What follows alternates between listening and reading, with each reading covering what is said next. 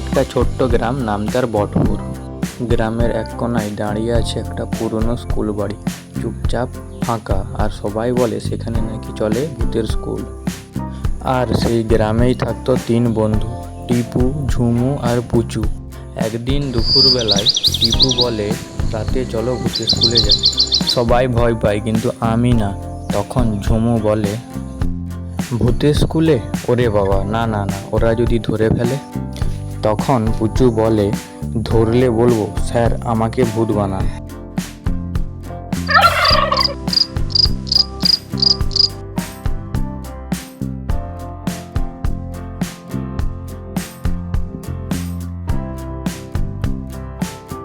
রাত 12টা বাজতেই স্কুলের দরজা খুলে গেল নিজে থেকেই। তখন ঝুমু ভয়ে বলে, চল আমরা ফিরে যাই।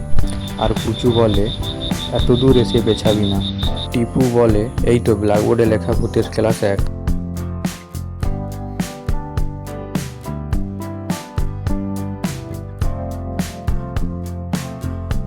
তখন একটা ভূত এসে বলে, তোমরা ভূত নয় তাই না?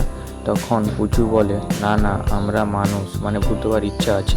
ভূত বলে, তাহলে এসো এক ক্লাস করিয়ে দিই। ভূত হওয়ার প্রথম নিয়ম, কোনো শব্দ না করে হাঁটা শিখো। আর দ্বিতীয় নিয়ম, বু শব্দে ভয় ধরাতে হবে। এই শুনে টিপু বলে, বু। আর তখন ঝুমা হাসে আর বলে, তোর ভয় ধরানো কম, হাসানো বেশি। ভূত বলে, তোমাদের দিয়ে কিচ্ছু হবে না, কিন্তু তোমরা বেশ মজার। আসলে আমরা কাউকে ভয় দেখাতে চাই না, আমরা চাই কেউ আমাদের বন্ধু হোক। পুচু বলে, তাহলে আমরা তিনজন হতে পারি তোমাদের প্রথম মানুষ বন্ধু। তখন ভূতবাবু আনন্দে বলে, তোমরা যদি সত্যি বন্ধু হও তাহলে আজকের ক্লাসে তোমরাই সেরা। সকাল হলে তিন বন্ধু ফিরে এলো বাড়িতে। তাদের মুখে গল্প, ভূতেরাও নাকি বন্ধু হতে চায়। টিপু হাসি মুখে বলে, জানো ভূতেরাও বেশ দাদু মতো। তখন ঝুমু বলে, আগে ভয় করতো, কিন্তু এখন ভাবি ওরাও তো এক সময় আমাদের মতোই ছিল। আবার পুচু বলে, পরের সপ্তাহে আবার যাব।